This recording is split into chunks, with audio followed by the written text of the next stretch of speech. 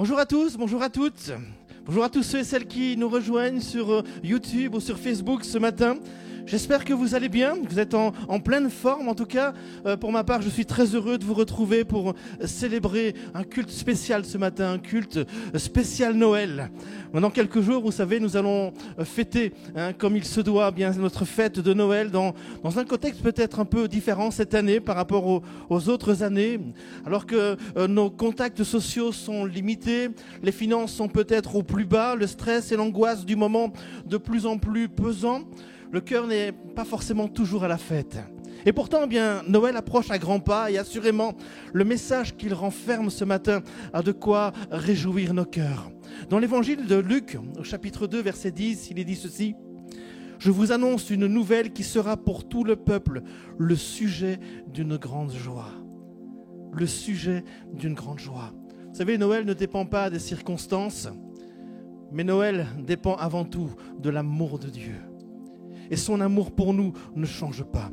Alors, vous avez vu, nous avons revêtu nos beaux vêtements de fête et vous pensez tellement fort derrière vos écrans que je vous entends jusqu'ici. Peut-être que certains sont en train de se dire « on va faire la fête ».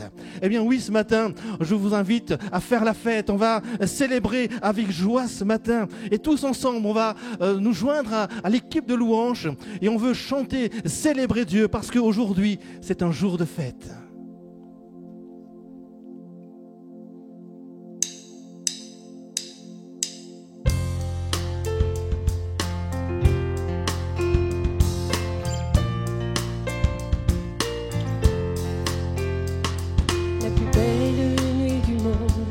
Cette nuit de Noël, où des bergers étonnés levèrent les yeux vers le ciel, une étoile semblait dire « Suivez-moi, je vous conduis ».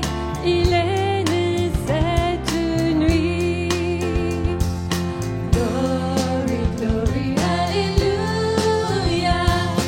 Glory, glory, alléluia. Glory, glory, alléluia. Chantez, chantez Noël.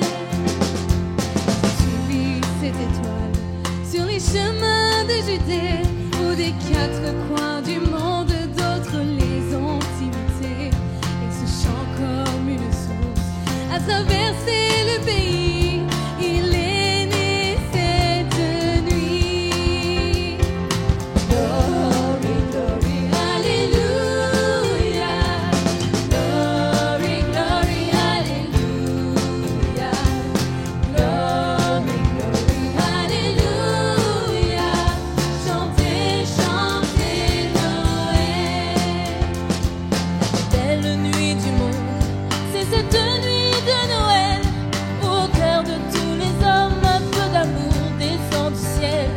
Tant de choses les séparent, cette étoile les unit, c'est la plus belle nuit. Glory, glory, alléluia. Glory, glory, alléluia.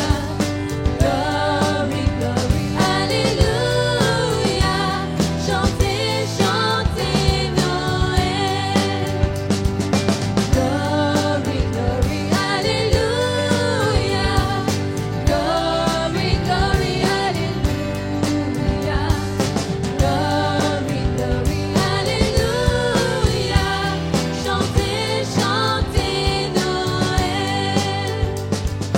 Glory, glory, alléluia.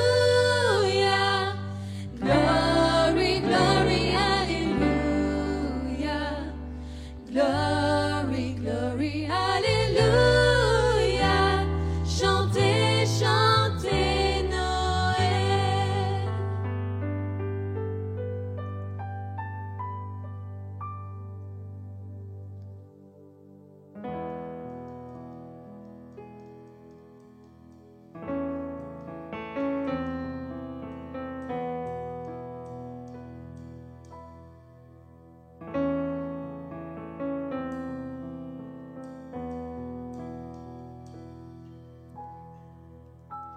Minuit chrétien, c'est l'heure solennelle.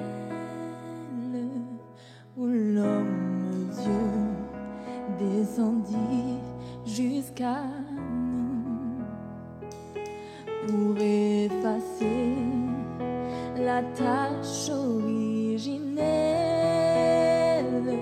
et de son Père arrêter le coup. Le monde entier tressaille d'espérance à cette nuit qui lui donne un sauveur. Peuple à genoux, attends ta délivrance. Noël, Noël, voici le Rédempteur. Noël, Noël, voici le Rédempteur. Le Rédempteur a brisé toute entrave. La terre est libre et le ciel est ouvert. Il voit un frère où n'était qu'un esclave. L'amour uni, ce qu'enchaînait le fer, qui lui dira notre reconnaissance. C'est pour nous tous qu'il est, qu'il souffre et meurt. Peuple debout, chante sa délivrance. Noël, Noël, chantons le Rédempteur. Noël, Noël, chantons le Rédempteur. Peuple à genoux, chante ta délivrance. Noël, Noël, chantons le Rédempteur. Peuple debout, chante ta délivrance. Noël, Noël, chantons le Rédempteur.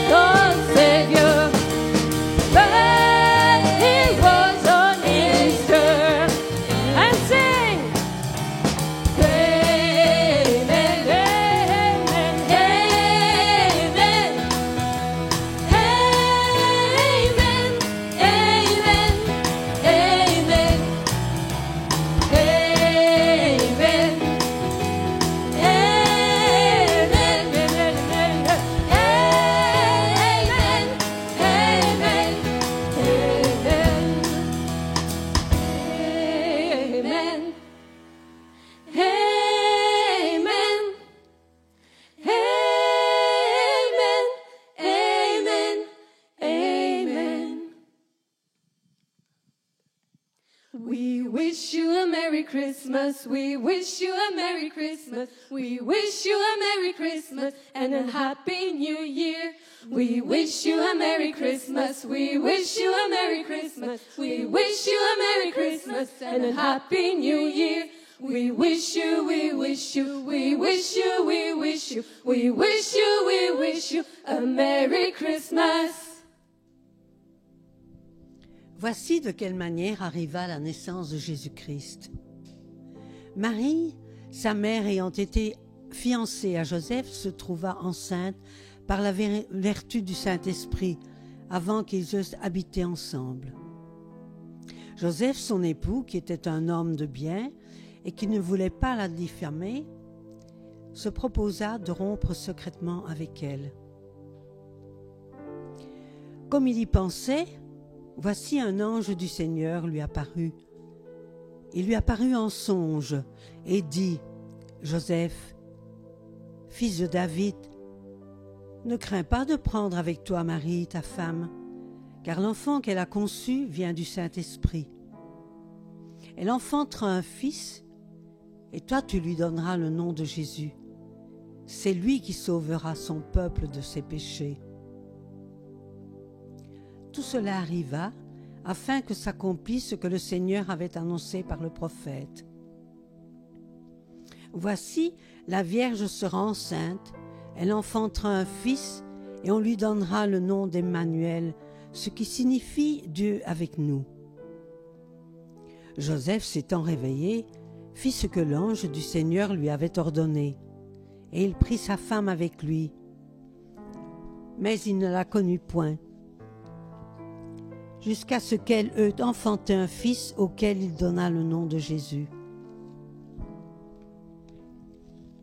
Jésus étant né à Bethléem en Judée, au temps du roi Hérode, voici, des mages d'Orient arrivèrent à Jérusalem et dirent : « Où est le roi des Juifs, qui vient de naître ? Nous avons vu son étoile en Orient, et nous sommes venus pour l'adorer. »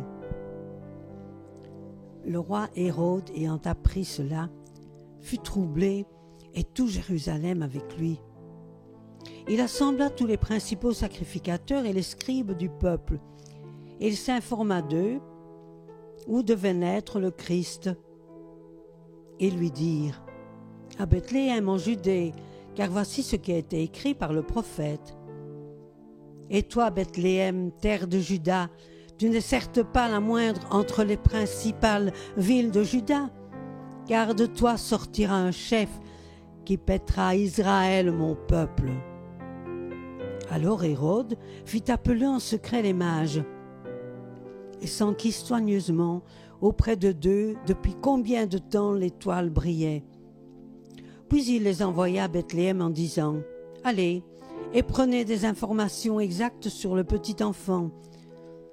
Quand vous l'aurez trouvé, faites-le-moi savoir, afin que j'aille aussi moi-même l'adorer. » Après avoir entendu le roi, ils partirent.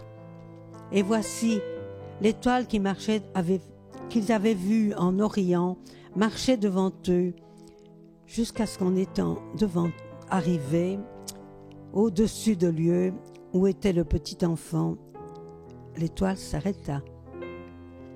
Quand ils aperçurent l'étoile, ils furent saisis d'une grande joie. Ils entrèrent dans la maison, virent le petit enfant avec Marie, sa mère, se prosternèrent et l'adorèrent. Ils ouvrirent ensuite leurs trésors et les offrirent en présent de l'or, de l'encens et de la myrrhe.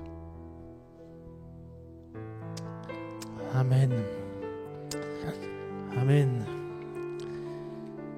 J'ai été rejoint par Georgette Dernel, Jojo pour les intimes. Ce sera mieux. Tu permets que je continue cette interview en t'appelant Jojo ? Oui, certainement. D'accord.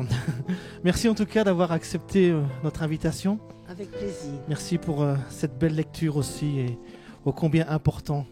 Et oui. Celle qui nous rappelle la réalité de Noël. Oui. Cette réalité.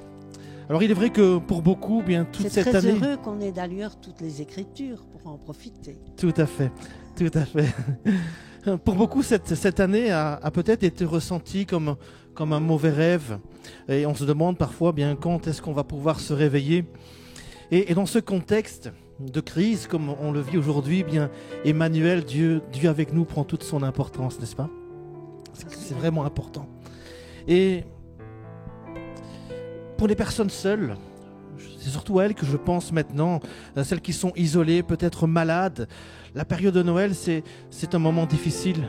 Je me rappelle lorsque j'étais à l'hôpital l'année dernière, dans cette même période, quand j'ai dû me séparer de la famille, leur dire au revoir, sachant que j'allais passer Noël seul à l'hôpital, ça a été particulièrement déchirant pour moi et difficile. Est-ce que tu peux peut-être ce matin nous partager un peu ton sentiment par rapport à la solitude que tu connais, je pense? Oui, tu me permettras de lire mon petit papier? Bien sûr. Parce que j'ai réfléchi longtemps. Bien sûr, vas-y.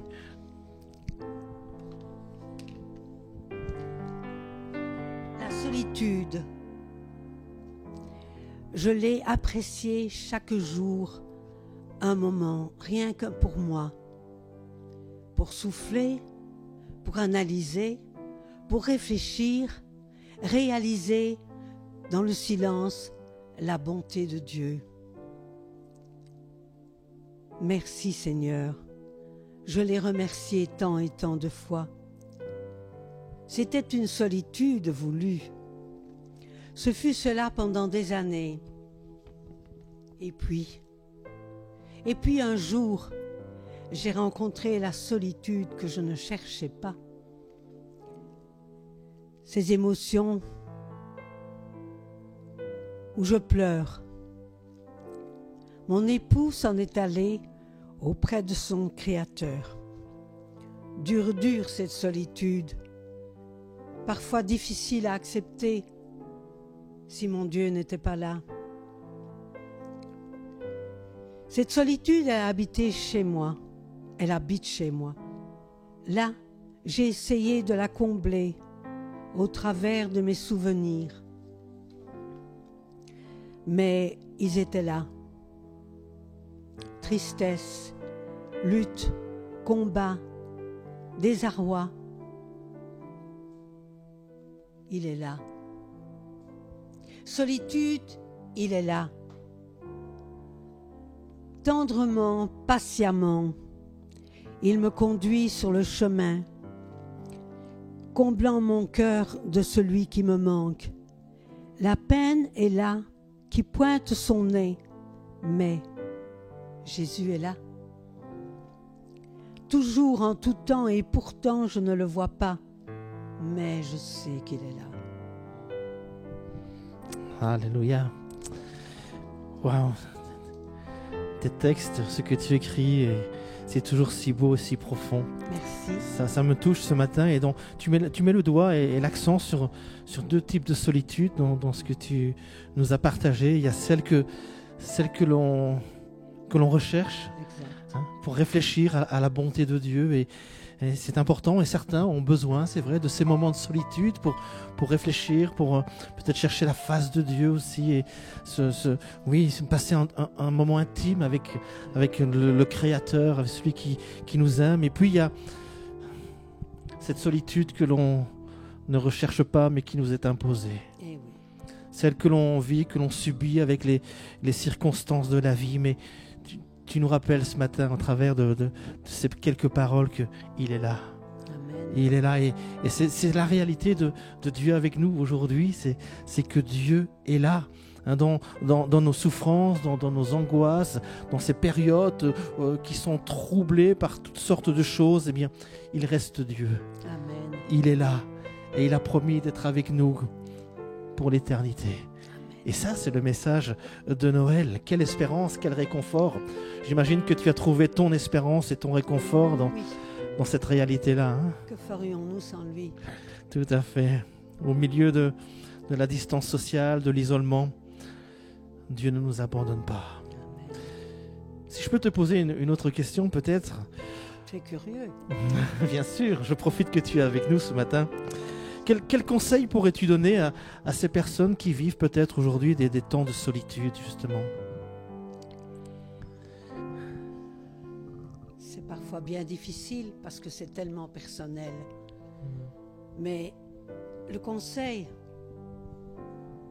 c'est d'apprendre à ne pas rester seul et surtout à découvrir ce Dieu, ce Christ, cet amour qu'il nous donne, parce que sans ça, c'est pas possible de tenir. Et je pense à bien d'autres, ceux qui sont dans des appartements, qui ne peuvent pas sortir à cause du confinement, Tout à fait. ceux qui ne peuvent pas prendre leurs petits-enfants dans leurs bras ou leurs enfants. Oui, c'est difficile. Et plus je me rends compte combien il y en a beaucoup. Et en plus, ceux qui ont froid, ceux qui sont dehors, ceux qui n'ont pas à manger, parce que la nourriture est parfois une compensation quand on est seul. Mais là, même pas. Oui, et ça nous replonge dans le message de la semaine dernière, hein, ce regard de compassion pour toutes ces personnes. Comment est-ce que nous, chrétiens, croyants, enfants de Dieu, comment est-ce qu'on peut améliorer le quotidien de toutes ces personnes, justement? Pendant le Covid, c'est difficile. Seulement, il y a la communication qui peut se faire. Un petit mot écrit glissé sous la porte. Mais en autre temps, je crois qu'on peut faire plus. Avec le moyen qu'on a, c'est offrir un repas, même pas rentrer à le poser et à prévenir que c'est déposé. Ou bien alors téléphoner, ça fait du bien. Ou bien alors, quand il y aura plus cette misère, dirais-je, aller frapper à la porte pour aller dire bonjour ou pour inviter chez soi. Je pense que ça, ce sont des choses. Et puis quand on invite chez soi et que ce sont des gens qui ne connaissent pas le Seigneur, c'est l'occasion pour nous aussi de leur montrer combien notre cœur bat différemment avec lui. Amen. Je pense que Noël, effectivement, ne peut pas être une fête égoïste entre les huîtres, la dinde, le foie gras et toutes ces choses. L'esprit de Noël, c'est un cœur tourné vers l'autre. Amen. C'est un cœur tourné vers l'autre, plein de générosité, de partage. Je te remercie en tout cas pour cet échange. C'était un plaisir. Merci pour ton cœur et c'est vraiment un privilège pour moi d'être ton pasteur. Je ne vais pas dire la même chose, moi. Alors, ce que je te propose, on va peut-être écouter un chant qui nous parle de tout cet amour de Dieu et cette intensité. Marie, savais-tu que ce Jésus, cet enfant que tu tiens dans tes bras, eh bien, il est venu aussi pour toi. Tu sais qu'il est venu pour toi? Et oui, Oui, il est venu pour moi et il est venu pour chacun d'entre vous. pour Soyez certains, bénis. Très jeunes, pour d'autres, plus âgés. Mais l'important, c'est de le rencontrer. Voilà. Voilà, que le Seigneur vous bénisse. On écoute ce chant ensemble et ensuite le pasteur Laurent viendra nous apporter cette pensée de la parole de Dieu. Que Dieu vous bénisse et que Dieu bénisse sa parole.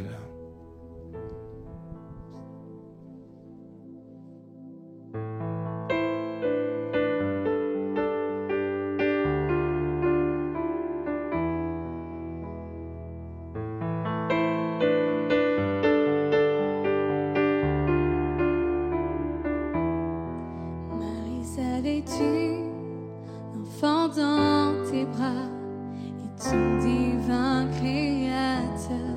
Marie, savais-tu, enfant dans tes bras, sauvera tous les pécheurs. Savais-tu, enfant dans tes bras, il vient aussi pour toi, ce bébé que tu as enfanté. Un jour te délivrera. Oh Marie, savais-tu?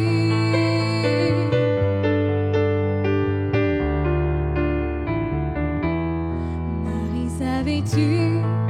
Enfant dans tes bras, enseignera les sages. Marie, savais-tu? Enfant dans tes bras,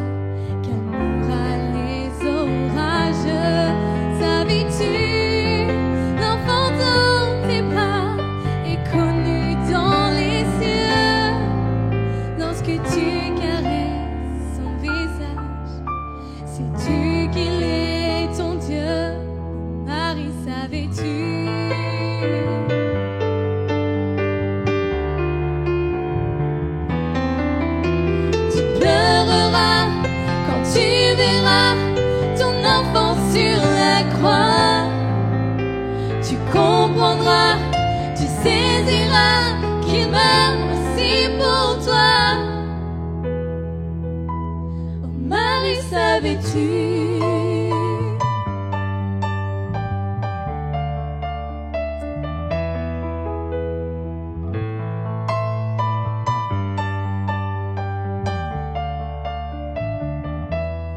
Marie, savais-tu, l'enfant dans tes bras est Dieu de la création. Marie, savais-tu, l'enfant dans tes bras régnera sur les nations. Savais-tu, l'enfant dans tes bras existe de tout temps. Le bébé que tu as enfanté est le grand Dieu tout-puissant.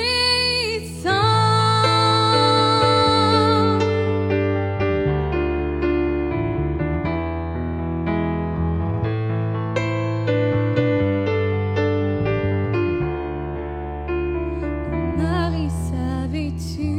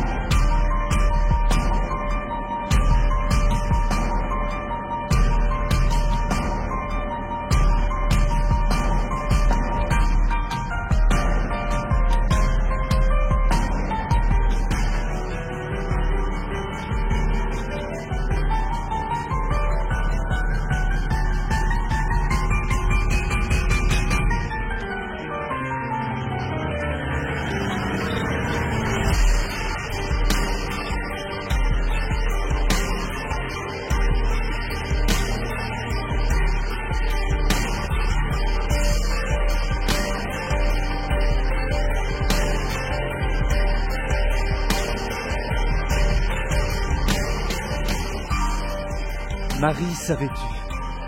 Et toi, mon ami, sais-tu que la venue de Jésus, eh bien, c'est aussi pour toi? Sais-tu que cet esprit de Noël, eh bien, nous pouvons le vivre jour après jour? Je suis très heureux de vous retrouver, très heureux d'être avec vous ce matin. Et cet esprit de Noël, cette ambiance de Noël, ça nous donne un sentiment que tout est possible. Le jour va l'emporter sur la nuit. Nous avions vu lors de notre première session que l'esprit de Noël, c'était l'espoir, l'espérance.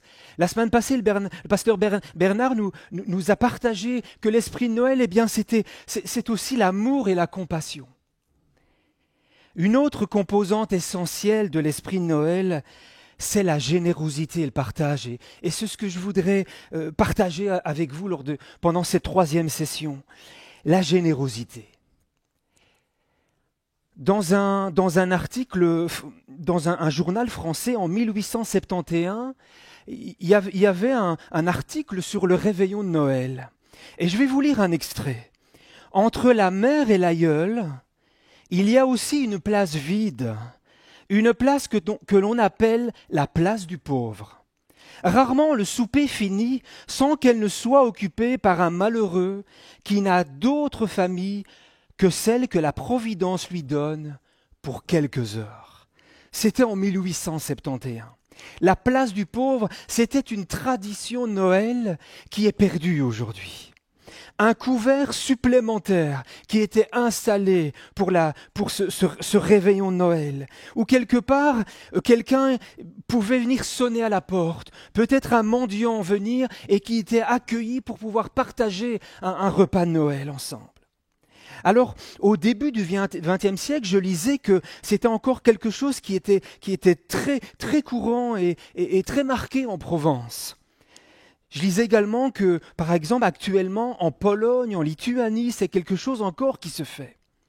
En 2014, c'est le pape François qui avait tweeté le jour de Noël, et il disait « Laissons une place libre à table, une place pour celui qui manque du nécessaire, celui qui est demeuré seul. » C'est le signe extérieur d'une attitude d'accueil intérieur envers l'autre. Prendre soin de celui qui est seul, prendre soin de celui qui est rejeté, prendre soin de celui qui est dans le besoin. Alors on avait vu que l'Église, c'est l'endroit où on doit vivre l'esprit de Noël toute l'année. Et on va voir aujourd'hui ensemble que la générosité, c'est un style de vie. C'est quelque chose que je cultive, c'est quelque chose que je peux vivre toute l'année. Alors la question qui va revenir pendant ce partage est la suivante. Suis-je une personne généreuse? Es-tu une personne généreuse? Alors dans le dictionnaire nous donne la définition de la générosité. Une personne généreuse, quelqu'un de généreux, c'est quelqu'un qui est doté de sentiments nobles, d'indulgence, sentiments de magnanimité, qui est prêt à faire le bien, qui est désintéressé dans ce qu'il va faire, qui donne volontiers sans compter, plus que ce qu'il est tenu de faire, quelqu'un qui est large. C'est surtout donner sans attente. Et donner sans attente et se sentir bien, même si quelque part il n'y a rien qui vient en retour. Si on agit, si on fait preuve de quelque part de générosité, de don de soi, mais dans le but d'être aimé, dans le but d'être reconnu, d'être considéré comme étant quelqu'un de bien, pour recevoir quelque chose en retour, est-ce que c'est vraiment de la générosité? La générosité, c'est différent du troc.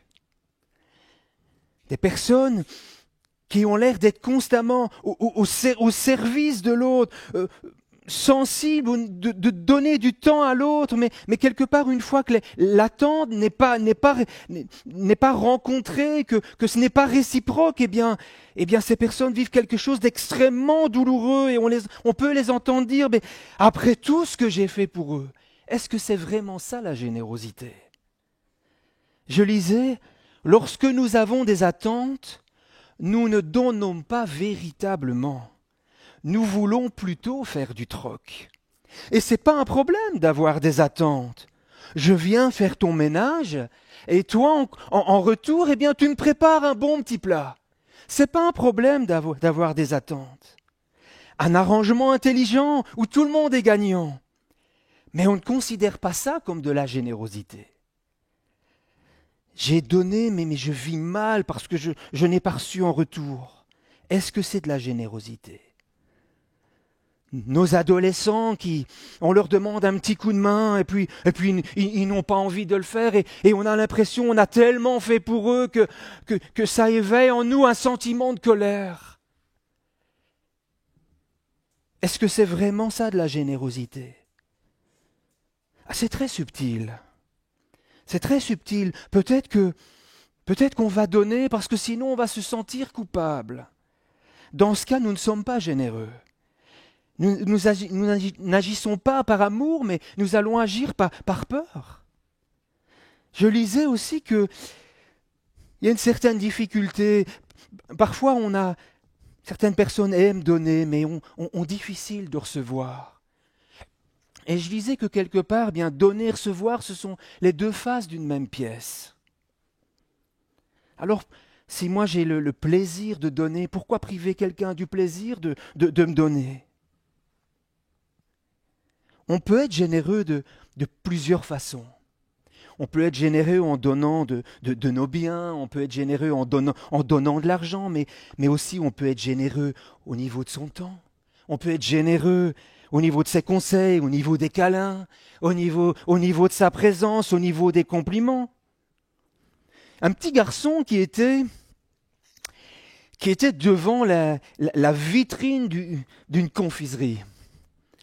Et il était en train de regarder les bocaux de sucreries et il avait des yeux des grands yeux avides de pouvoir déguster. Et il était là depuis un bon moment.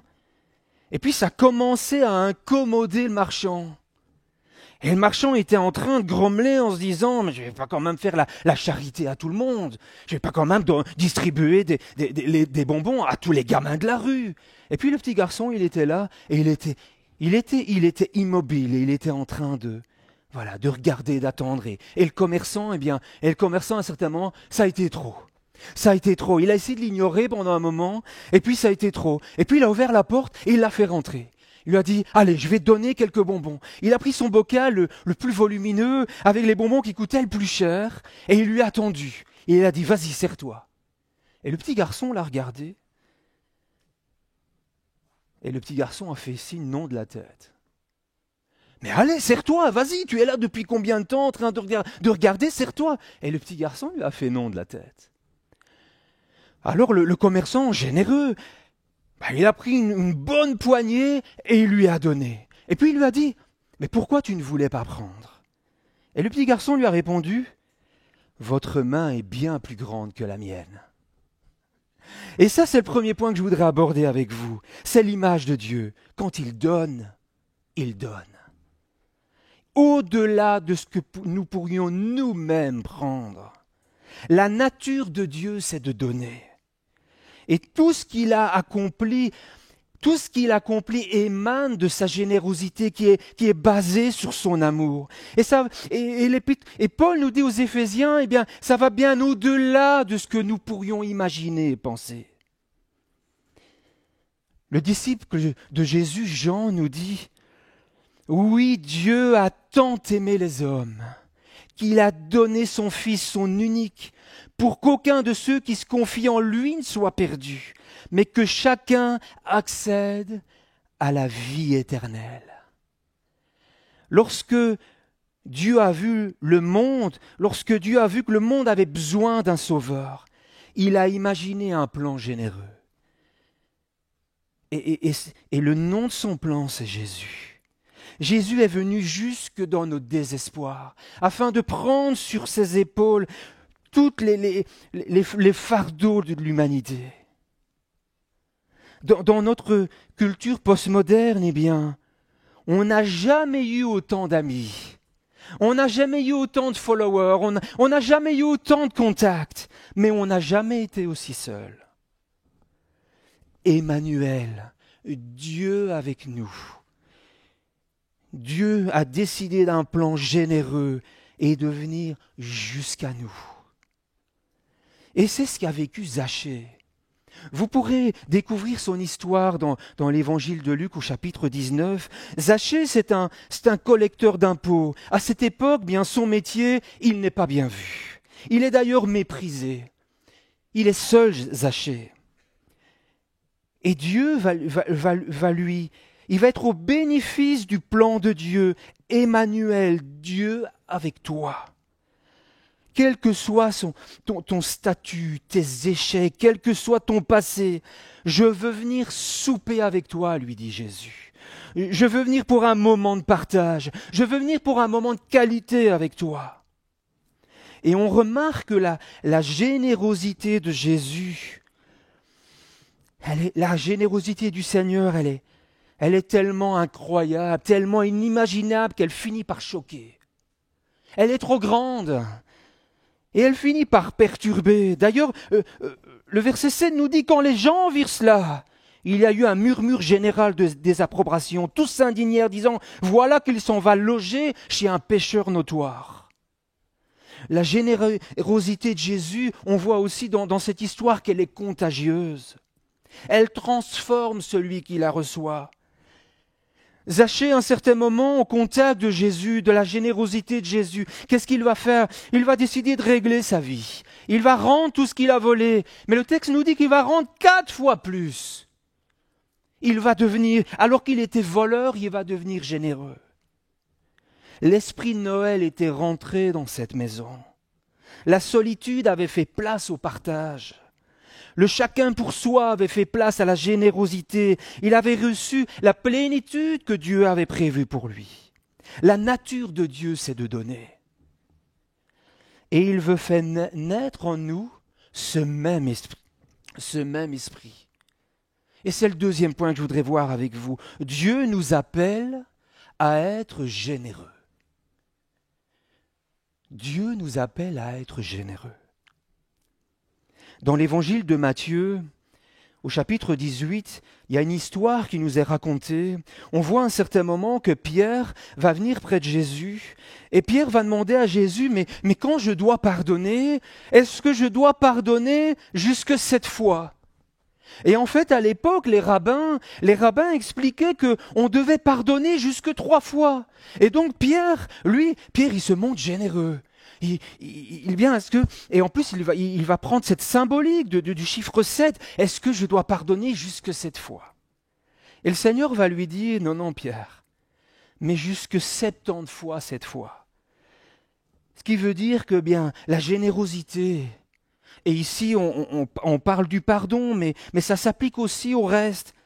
La générosité, c'est la règle du royaume de Dieu. Et pour bien nous faire comprendre ça, Jésus va raconter une histoire. Je vous invite, on va la lire ensemble. Elle s'affiche à l'écran maintenant. Chapitre 18, verset 23, nous lisons. C'est pourquoi le royaume des cieux ressemble à un roi qui voulut régler ses comptes avec ses serviteurs. Quand il se mit à l'œuvre, on lui en amena un qui devait 10 000 sacs d'argent. Comme il n'avait pas de quoi payer, son maître ordonna de le vendre, lui, sa femme, ses enfants et tout ce qu'il avait, afin d'être remboursé de sa dette. Le serviteur se jeta par terre et se prosterna devant lui en disant « Seigneur, prends patience envers moi et je te paierai tout. » Rempli de compassion, le maître de ce serviteur le laissa partir et lui remit la dette. Au verset 28, une fois sorti, ce serviteur rencontra un de ses compagnons qui lui devait 1000 pièces d'argent. Il l'attrapa à la gorge et se mit à l'étrangler en disant « Paye ce que tu me dois !» Son compagnon tomba à ses pieds en le suppliant « Prends patience envers moi et je te paierai !» Mais l'autre ne voulut pas et alla le faire jeter en prison jusqu'à ce qu'il ait payé ce qu'il devait. À la vue de ce qui était arrivé, ses compagnons furent profondément attristés et ils allaient raconter à leur maître tout ce qui s'était passé. Alors le maître fit appeler ce serviteur et lui dit « Méchant serviteur, je t'avais remis en entier ta dette parce que tu m'en avais supplié. Ne devais-tu pas, toi aussi, avoir pitié de ton compagnon comme j'ai eu pitié de toi ?» Et son maître, irrité, le livra au bourreau jusqu'à ce qu'il ait payé tout ce qu'il devait. Le texte continue en nous disant que c'est ainsi que mon Père céleste vous traitera si chacun ne pardonne pas à son frère de tout son cœur. Alors on voit que ce gars qui est pris à la gorge par cette connaissance, il a une dette qui équivaut à 100 journées de travail. C'est pas mal déjà. Et à cette époque, si tu ne pouvais pas rembourser, soit on te prenait comme esclave avec ta famille, ta femme et tes enfants, ou alors tu allais en prison. Tu allais en prison et tu y restais si on n'avait pas réussi après la vente de tes biens, à récupérer l'argent qui était dû. Et quelque part, il est légalement dans son droit de réclamer son argent. Il est légalement dans son droit, mais on est quand même choqué. On est quand même choqué. Aucune compassion, aucune générosité. Lui, sa dette, elle était, quand on fait le calcul, 600 000 fois supérieure. Elle lui a été remise. Et quelque part, le Seigneur Jésus, il nous donne cette histoire et il nous parle aussi à nous. Le roi de cette histoire, c'est le Seigneur. Le serviteur à qui la dette a été payée, Eh bien, c'est nous. Le péché effacé, une nouvelle vie donnée, c'est toi et c'est moi.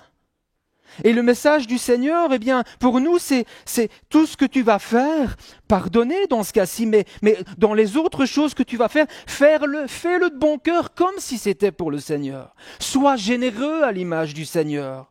Tu as tout reçu. Je sais que je suis sauvé. J'ai reçu le salut du Seigneur. Dans ma vie, je suis soutenu par une espérance concernant mon avenir et mon éternité. Et lorsqu'arrivent des moments difficiles, eh bien, je sais que je peux compter sur le Seigneur. Le Saint-Esprit vit en moi. Il m'encourage, me montre la voie à suivre. Est-ce que je suis véritablement généreux?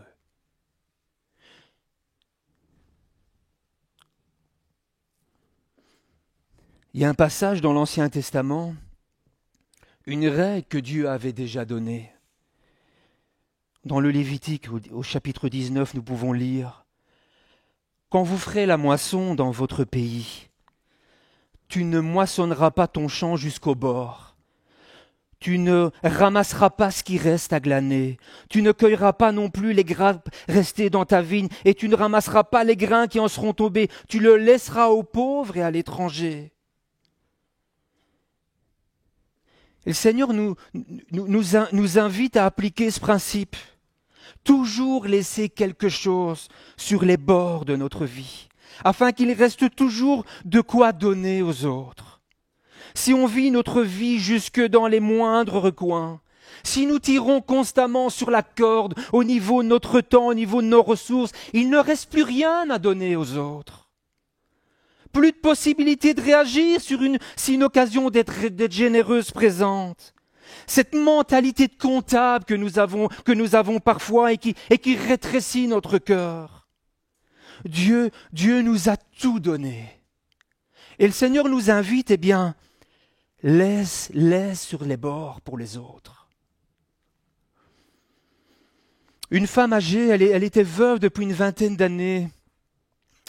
Elle vivait dans sa ferme, un grand domaine. Elle n'avait jamais eu d'enfant.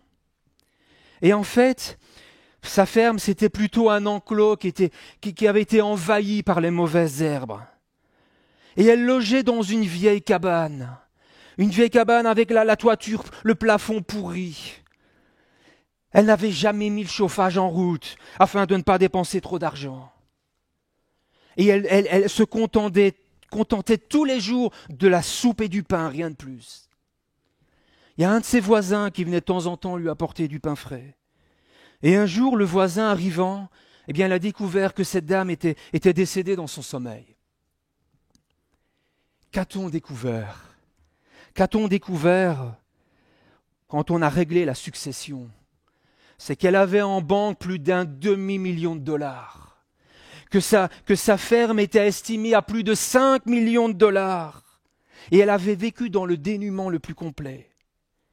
Pourquoi? Pour finalement léguer toute sa fortune à son frère à qui elle ne parle plus depuis 15 ans. Le pasteur Dilson, qui nous raconte cette histoire dans un de ses ouvrages, nous dit « Je trouve tellement triste que la peur ou une mauvaise gestion des priorités empêche les gens de s'accomplir dans les capacités que Dieu leur a données. » Je pense que nous courons tous le risque d'emmagasiner les grâces de Dieu plutôt que de les laisser se diffuser à travers nous, comme un instrument de bénédiction pour les autres. Et si on tombe dans ce piège, eh bien, comme cette dame, on risque de passer à côté des plans de Dieu pour notre vie. Alors la générosité, eh bien, d'abord, c'est un style de vie. C'est pas uniquement un acte, mais c'est une façon de voir, une façon de penser les choses. Construis ta vie de manière à être une source de bénédiction pour les autres. Nous laisserons derrière nous notre argent et nos biens, mais nous allons emporter avec nous des âmes vers l'éternité. Seigneur nous appelle à être le sel de la terre, à être la lumière du monde. Tu as été choisi par Dieu, tu as été appelé, sauvé, équipé par Dieu pour que tu apportes des réponses, pour que tu apportes une espérance, pour que tu apportes une force aux autres.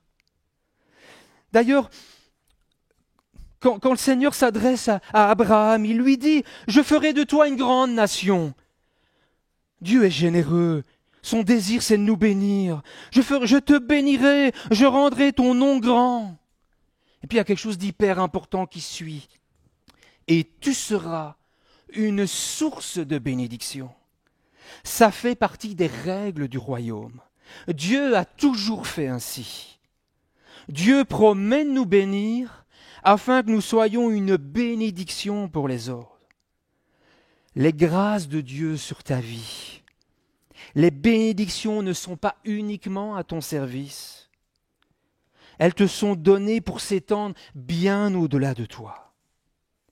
Alors, la générosité, ça ne doit être ni forcé, ni contraint, mais la générosité, elle doit être intentionnelle. Ce n'est pas forcément une chose naturelle, en fonction de notre éducation, notre histoire, notre parcours. Mais nous devons être intentionnels, choisir de vivre en cherchant des occasions d'être généreux. Par un sourire, vous êtes au restaurant, le serveur vient, un encouragement auprès du serveur, une connaissance qui passe par un moment difficile, allez lui acheter un petit cadeau, et nous voyons que ça procure une joie extraordinaire intérieurement. Ésaïe nous dit, celui qui est noble forme de nobles projets et persévère dans ses nobles intentions. Je vais relire. Celui qui est noble forme de nobles projets et persévère dans ses nobles intentions. Je me rappelle, je conversais avec mon pasteur, j'étais tout jeune. J'étais tout jeune et on parlait du fait de prêter de l'argent pour des gens dans le besoin. Et il me donnait ce conseil, il me disait, écoute, c'est toujours mieux de donner que de prêter. Soyons généreux. Parce que prêter de l'argent, eh bien parfois ça amène des conflits, des frustrations lorsque l'argent ne peut pas être remboursé. Lorsque tu donnes, mais tu es sûr que rien de difficile ne peut arriver par la suite. Et quelque part, tu es en train de semer pour le royaume. Je me rappelle avec mon épouse, on décidait tous les mois, il y avait la dîme qui était prévue pour l'Église, pour l'œuvre de Dieu.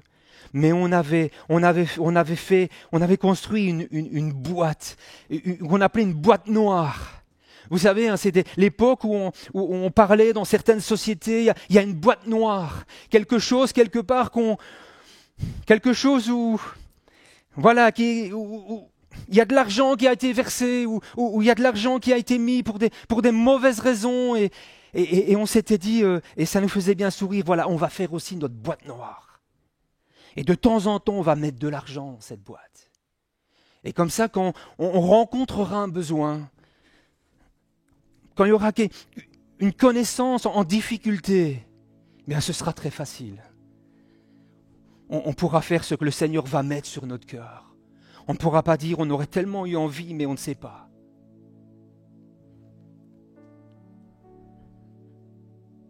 Cherchez des occasions pour être généreux. Dans les Proverbes, il nous est dit « L'homme qui regarde autrui avec bonté ». Dans une autre version, il nous est parlé « L'homme qui regarde autrui avec bienveillance sera béni, parce qu'il a partagé son pain avec le pauvre. » Et c'est notre troisième point. La générosité, elle amène la bénédiction. Ceux dont le regard est généreux, vont voir au-delà de leur table et vont repérer, mais rapidement, les occasions de donner aux autres. Alors on va conclure ce matin. Jésus nous disait, il y a plus de bonheur à donner qu'à recevoir. Il y a plus de joie à donner qu'à recevoir. C'est le secret qui change tout. C'est un style de vie. La générosité, c'est l'essence de la vie chrétienne. Le plus grand donateur, c'est Dieu lui-même. Il a donné son Fils unique. Et la pensée de Dieu, le risque de Dieu, la vision de Dieu, c'est que ceux qui portent le nom de chrétien, qui veut dire petit Christ, sur cette terre, eh bien, vont être connus par-dessus tout pour une seule chose. Ce sont des gens qui donnent.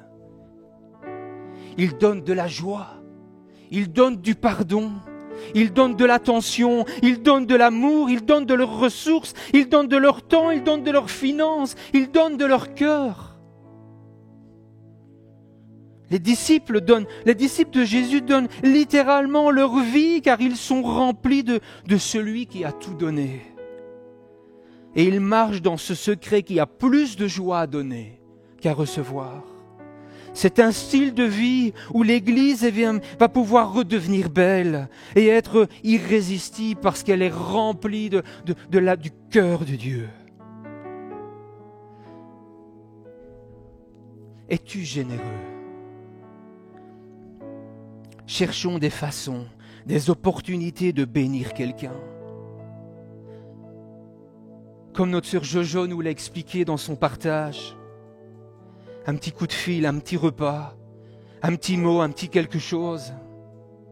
Soyons intentionnels. Je vous partage un dernier verset dans les Proverbes. L'âme généreuse sera comblée. Celui qui arrose sera lui-même arrosé. Nous devons, écoutez-moi bien, nous devons être sainement obsédés par une seule chose, donner.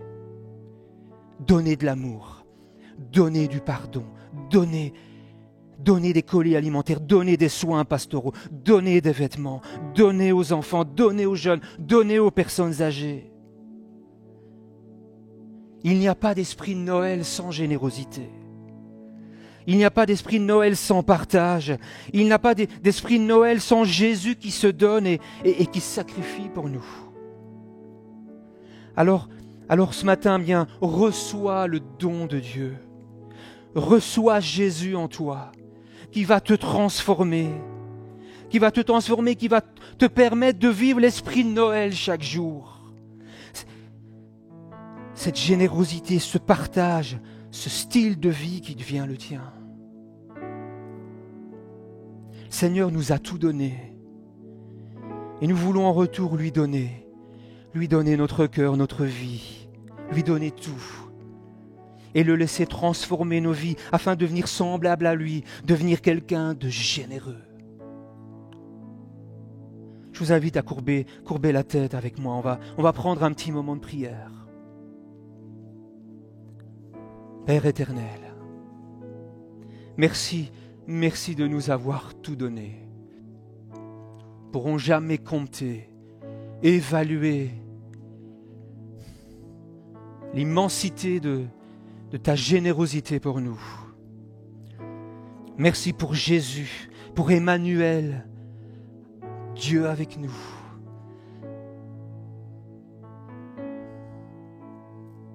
Merci Seigneur. Je veux accepter ce cadeau et je veux être conscient que maintenant, eh bien, je ne vis plus pour moi, mais je vis pour celui qui m'a tout donné. Et je veux que tu crées en moi ce vouloir et ce faire. Je veux que tu crées en moi cet élan, cet esprit de générosité. Et que ça puisse devenir mon style de vie chaque jour. Que je sois intentionnel. Et merci parce que, au-delà de tout ça, après avoir récolté cette joie de donner, eh bien, tu déverses encore en plus un surplus de bénédiction sur nos vies. Sois béni, Seigneur. Nous restons dans l'attitude de la prière, nous restons devant le Seigneur pendant que l'équipe nous emmène dans un dernier chant.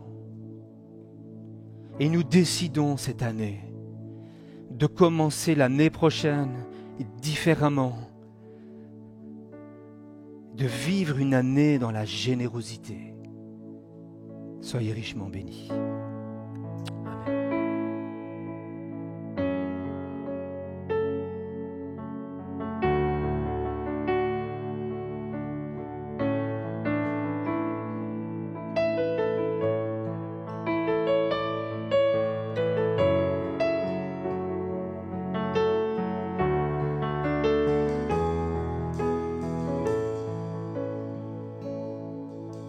Je te donne mon cœur,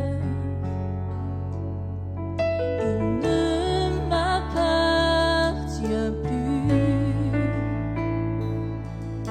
Ce que j'ai de meilleur, tout est pour toi, Jésus. Un parfum de valeur sur toi est répandu.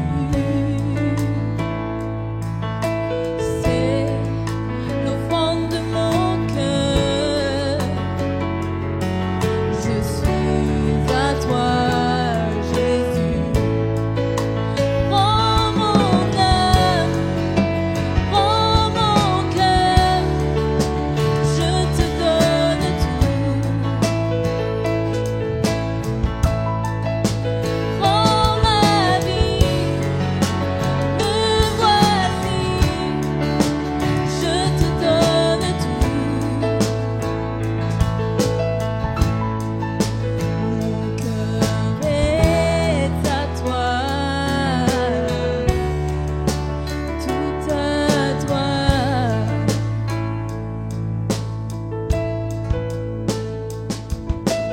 Je te donne mon cœur,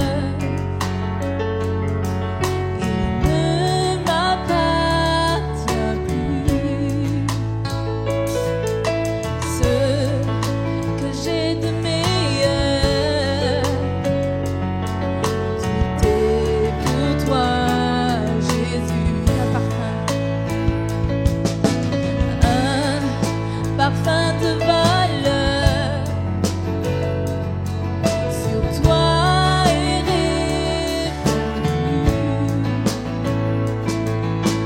C'est l'offrande de mon cœur. Je suis à toi, Jésus.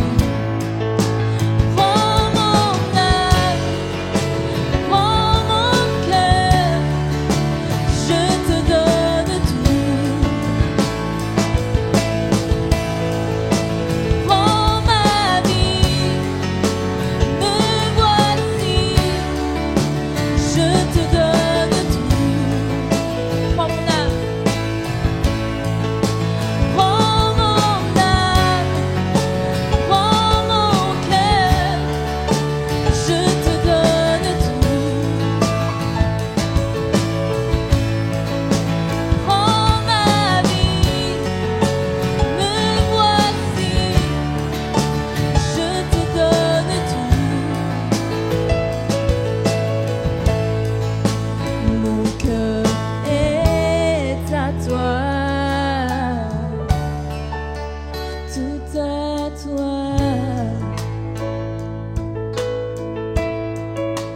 Mon cœur est à toi, tout à toi.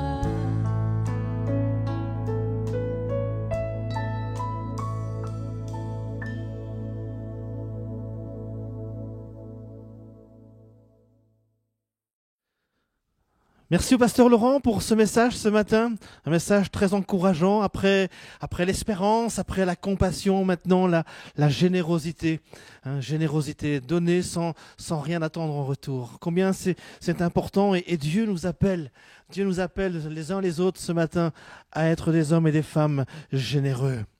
Dans les temps que nous vivons, je pense que ce message résonne d'autant plus fort. Combien de familles aujourd'hui vivent dans la difficulté, dans le besoin, combien de sociétés sont au bord de la banqueroute. Et je me fais cette réflexion, finalement, n'est-ce pas le bon moment pour commencer à vivre la générosité? Alors on vous encourage à mettre ces choses en pratique, à vivre selon cet esprit de Noël, l'espérance, la compassion, la générosité. Et puis, c'est l'occasion aussi de vous connecter la semaine prochaine pour la suite de cette thématique. Mais j'aime beaucoup cette conclusion, celui qui arrose sera lui-même arrosé. Alors, si vous voulez être arrosé par la bénédiction, eh bien, il faut arroser. Il faut arroser autour de vous. Quelques annonces pour terminer. On vous rappelle donc le mercredi soir nos zooms de prière et d'encouragement. On reprend les messages du dimanche et puis on médite, on réfléchit, on approfondit ensemble. Donc on vous attend. Venez vous connecter avec nous le mercredi soir pour un temps formidable autour de la parole de Dieu. Je vous rappelle, l'offrande, c'est l'occasion encore ce matin d'expérimenter la générosité. Il y a plus de joie à donner qu'à recevoir, nous disait le pasteur Laurent il y a quelques instants. Alors si vous voulez bénir l'œuvre de Dieu, vous pouvez le faire via le numéro de compte qui s'affiche maintenant dans le bas de l'écran. On veut être généreux. Merci en tout cas pour votre générosité. Merci pour l'œuvre de Dieu. Merci pour l'Église que vous bénissez au travers de vos dons. Merci encore à toutes les équipes qui ont travaillé pour la préparation de ce culte. Et je vous encourage aussi, on l'a dit aujourd'hui, un mot, un petit encouragement, ne vous privez pas de leur envoyer, de les bénir aussi au travers d'un mot, d'un geste, peu importe. Mais soyez généreux aussi à ce niveau-là. Je vous souhaite en tout cas à tous, à toutes, un joyeux Noël. Joyeux Noël dans l'esprit de Noël comme nous le partageons maintenant depuis quelques semaines, que cet esprit de Noël vous apporte la joie et le bonheur au sein de votre famille, que cet esprit de Noël vous permette également de partager l'amour que vous éprouvez les uns pour les autres, qu'il vous permette aussi de faire le bien tout autour de vous. Parce que c'est cela, finalement, la réalité de Noël. Je vous souhaite encore un très joyeux Noël, même si la distance ne nous permettra pas de fêter comme les autres années, entourés de nos bien-aimés, de nos amis. Mais on veut en tout cas rester proche avec le cœur. Je vous dis à bientôt, soyez bénis.